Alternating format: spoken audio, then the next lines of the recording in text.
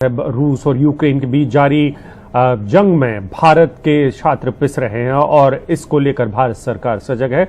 आपात बैठक का आज दूसरा दिन था। दूसरे दिन लगातार ऐसी बैठक बुलाई गई है भारत सरकार की तरफ से, जिसमें आज कई मंत्री भी शामिल थे। लगातार दूसरे दिन इस भारत सरकार की इस बैठक का क्या मायने हैं, किस तरीके से इंतजाम किए जा रहे हैं और इससे क्या नतीजे निकल सकते हैं, इस बारे में और जानकारी के लिए हमारे साथी अखिलेश शर्मा हैं। अखिलेश, बताएं, ये सरकार की जो दूसरी बैठक है और दूसरी आपात बैठक है, इसके क्या मायने हैं और ये जो मंत्रियों को भेजने वाली बात है, इससे क्या क्या हासिल हो सकता है? देखिए, सबसे बड़ी प्राथमिकता सरकार की यही है कि जो छात्र फंसे हुए हैं उनको सुरक्षित वापस भारत लाया जाए और इसी के लिए लगातार कदम उठाए जा रहे हैं। कल देर रात की पीएम नरेंद्र मोदी की करीब 2 घंटे बैठक हुई थी, इसमें विदेश मंत्री और विदेश सचिव शामिल थे। इसके बाद आज सुबह एक बार फिर से बैठक बुलाई गई, जिसमें यह फैसला किया गया है कि जो यूक्रेन के आसपास के देश हैं उनके पास उनमें मंत्रियों को भेजा जाए, वरिष्ठ मंत्रियों को भेजा जाए और जो जानकारी मिली उसके मुताबिक ये भारत के विशेष दूत के रूप में जाएंगे। ये मंत्री हैं हरदीप पुरी, ज्योतिरादित्य सिंधिया, किरेन रिजिजू और जनरल वीके सिंह।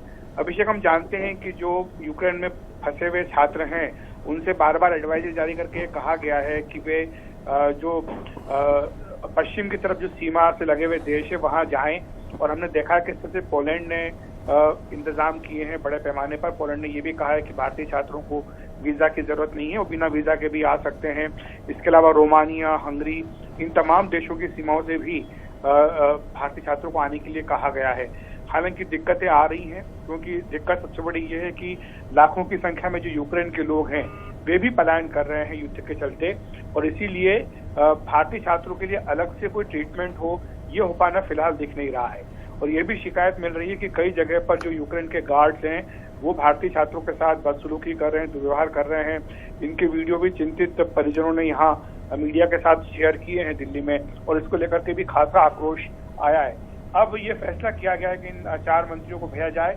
जो हमें अभी जानकारी मिली तुरंत ही सरकारी सूत्रों की ओर से, उसमें ये कहा गया है कि ये भारत सरकार के विशेष दूत के रूप में जा रहे हैं। ये चारों मंत्री यानी हरदीप पुरी, ज्योतिरादित्य सिंधिया, किरेन रिजिजू और जनरल वीके सिंह भारत के विशेष दूत के रूप में जा रहे हैं, और निश्चित तौर पर वहां जाकर के जो भी भारतीय दूतावास की ओर से प्रबंध किए जा रहे हैं उनका सुपरविजन करेंगे, कोऑर्डिनेशन करेंगे कि किस तरह से स्पेशल फ्लाइट्स वगैरह चलाई जाएं, जो चल ही रही हैं पहले से ऑपरेशन गंगा के तहत, उनमें किस तरह से तेजी लाई जाए, जो दिक्कतें आ रही हैं भारतीय छात्रों को उन्हें दूर किया जाए। क्योंकि देखिए, युद्ध के हालात हैं और हालात भी इस तरह के बने हुए हैं कि सिर्फ सड़क मार्ग के जरिए ही आप यूक्रेन से निकल सकते हैं, वायु मार्ग पूरा बंद है। तो इसीलिए पूरा जो फोकस है, ध्यान, वो इसी पे लगाया गया है। रशिया के साथ भी बातचीत हुई है पीएम मोदी की, और ये भी कहा गया कि जो छात्र रूस के रास्ते भी अगर आ सकें तो उनके लिए भी इंतजाम किए जाए। बिल्कुल, और ये बहुत मुश्किल होगा अगर रूस के रास्ते भी जाना है, क्योंकि आखिरकार आपको बॉर्डर यूक्रेन की भी क्रॉस करनी होगी, पार करनी होगी।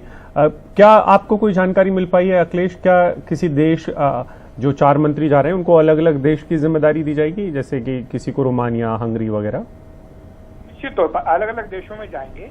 हालांकि कौन मंत्री किस देश में जा रहा है इसकी अभी सूचना नहीं दी गई है, ये भी थोड़ी देर में हमें मिल जाएगी। लेकिन मुख्यतः इनको यही कहा गया कि जो 4 पड़ोसी देश हैं जहाँ के रास्ते भारतीय छात्रों को निकाला जा रहा है, अब जानते हैं कि विशेष उड़ानें अभी आ भी चुकी है, करीब 1200 छात्रों को लाया जा चुका है, और उसके बाद इस संख्या को कैसे बढ़ाया जाए, क्योंकि छात्र काफी बड़ी संख्या में हैं। और दूसरी बात ये भी है अभिषेक कि जो कीव में छात्र हैं उन्हें ये कहा गया कि चूंकि वहाँ लगातार कर्फ्यू चल रहा है, तो उन्हें यही लेटेस्ट एडवाइजरी जारी करके कहा गया कि जब कर्फ्यू में ढील हो और तब वो रेलवे स्टेशन की ओर जाएं, लेकिन वो बड़े झुंड में जाएं, वो ऐसे अकेले न चलने, एक बड़ा झुंड बना करके ही जाएं, और वहां पर जो विशेष ट्रेनें चल रही हैं जो कि फ्री चल रही हैं यूक्रेन सरकार की ओर से, जो सीमा की ओर जा रही हैं, उनका वो इस्तेमाल करते हुए सीमा की ओर जाएं। तो इस तरह के बार बार एहतियात के तौर पर एडवाइजरी जारी की जा रही हैं, और जो डिफरेंट एम्बेसीज हैं यूक्रेन के पड़ोसी देशों में भारत की, वहां से भी, वो चाहे रोमानिया हो, चाहे हंगरी हो, चाहे पोलैंड हो, सबकी ओर से, स्लोवाकिया हो, सबकी ओर से लगातार जो है एडवाइजरी जारी की जा रही है। बहुत बहुत शुक्रिया आपका इस पूरी जानकारी के लिए।